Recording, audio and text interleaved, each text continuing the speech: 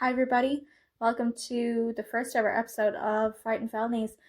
Tonight's episode is one of Ireland's most unsettling true crime cases, not because of the mystery or the paranormal, but because of how deeply complicated and disturbing the human relationships involved were. This is the story of the 2005 murder of Farah Swaleh Noor, a case that became known as the Scissor Sisters murder. But beyond the headlines and the nickname lies a web of family dynamics, alleged grievances, and a relationship that would become central to the narrative presented in court. So let's step into it. Farah Swaleh Noor was 31 years old in 2005. Originally from Somalia, he had come to Ireland seeking asylum. He was living in the Rialto area of Dublin, trying to build a life in a new country. He was described as articulate and educated. By all accounts, he was navigating the challenges of immigration while attempting to settle into his surroundings. But his life became intertwined with the Mulhall family in a way that would later become central to the case.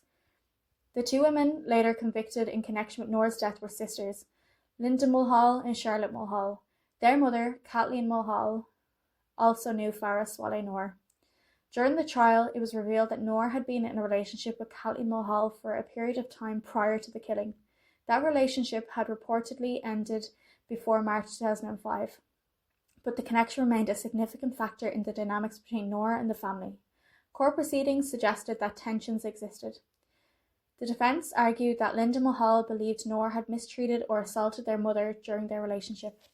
Allegations of prior abuse were discussed during the trial, though the prosecution challenged aspects of these claims.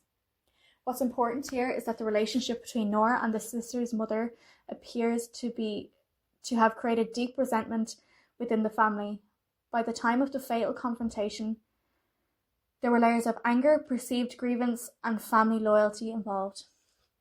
On the night of March 21st, 2005, Noor was in his apartment with Linda and Charlotte Mulhall.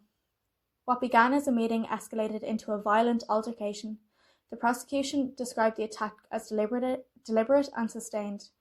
Noor was fatally injured during that confrontation. After his death, efforts were made to conceal the crime.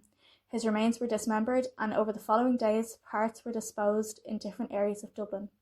The attempt to cover up the crime deeply shocked investigators and the public. The case began to unravel when human remains were discovered in Dublin's Grand Canal. Gardaí launched a major investigation.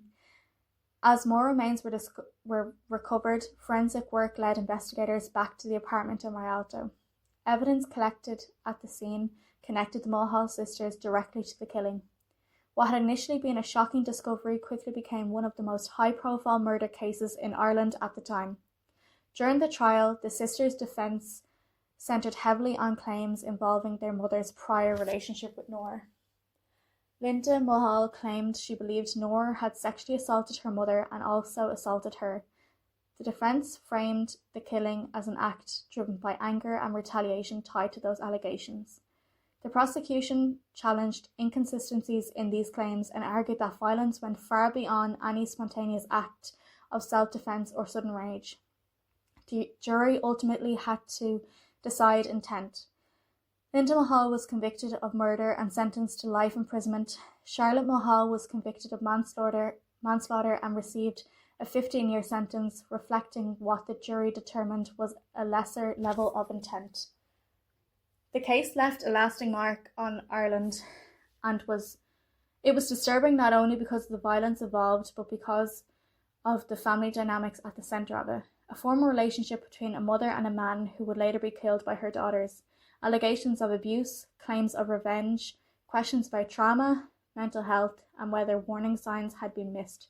It forced the public to grapple with how complicated personal histories can escalate into irreversible tragedy.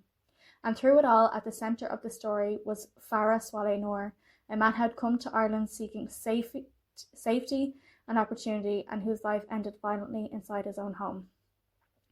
The Scissor Sisters case remains one of Ireland's most infamous modern crimes, and is a story about family loyalty taken to an extreme, about anger and alleged past harm, and decisions made in moments that can never be undone.